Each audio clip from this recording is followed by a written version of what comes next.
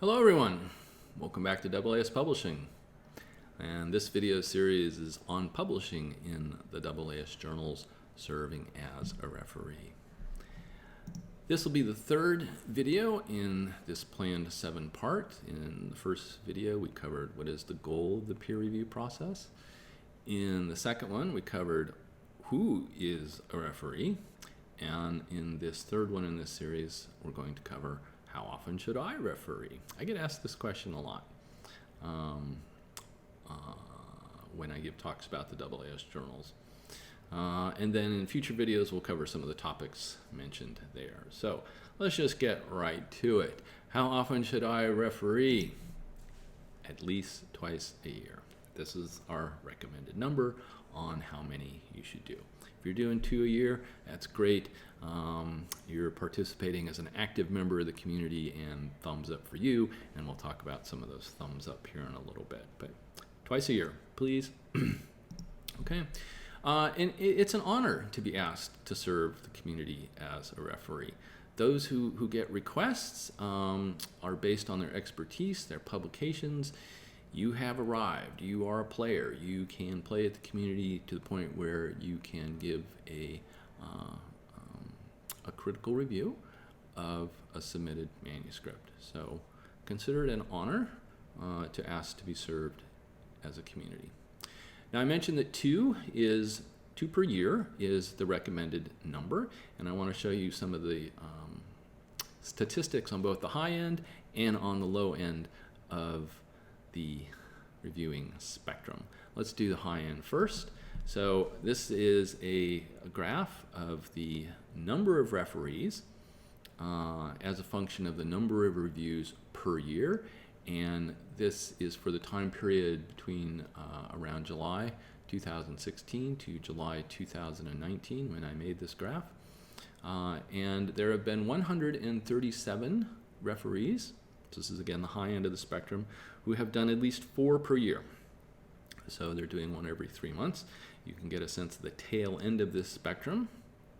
And yes, we do have a few referees, a small handful, who do more than 8 per year.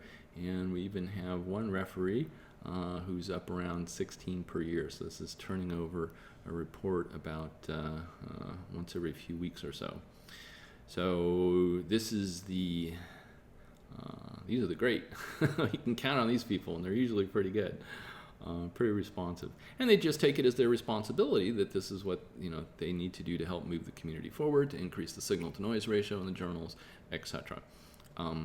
So this is on one end of the spectrum, the high end of people who take reviewing seriously. And then we have the other end of the spectrum. And by that I mean there is the occasional author who just refuses to participate in the community as a referee. Now, these authors are submitting manuscripts themselves to go through the review process, and this takes the journal's time, it takes the referee's time, it takes the community's time to referee those papers and get them published. And it is just singularly uncollegial to deny the community reciprocity playing. So don't be one of these people. Don't evolve into one of these people who just will not referee any paper, although you're still submitting them yourself. That's just not cool, okay? Enough said on this end of the spectrum. Now, some journals do explicitly recognize all of their referees once a year. Frequently, one will see on CVs, people will list the journals for which a researcher has served as a referee. You often see these during job applications, for example, or just generally, right? I served as a referee for the AAS Journals and perhaps others, and how many you did, and so on and so forth. So people recognize it as a service to the community, and they want to list it on their CVs. That's just great. And so the AAS Journals is currently exploring ideas and options to recognize our community of referees. That conversation is ongoing. If you have some input on that, certainly contact scientific editor. You can contact me. You can contact the editor-in-chief, Ethan Wieczniak, and let us know your thoughts on and mechanisms for recognizing referees.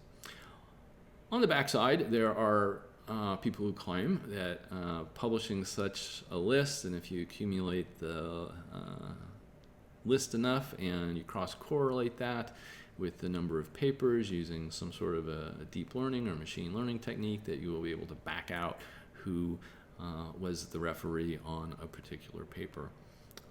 Maybe I'm dubious, but nevertheless, that is one security concern, I guess you would call it, of doing so. But it hasn't stopped other journals. So let us know your thoughts there, please. So it is fun as a scientific editor. When a referee accepts promptly, they provide a quality report, and this is going to be the topic of the next several videos, how to put together that quality report. And then at the end of the review process expresses satisfaction, happiness even, for having been able to contribute to the community and move research forward. So, as a summary, to get back to the topic, how often should I referee? Twice a year is the recommendation. Okay, thanks, and I'll see you on the next one as we start getting into the details of how to write a good referee report. Okay, thanks. Bye-bye.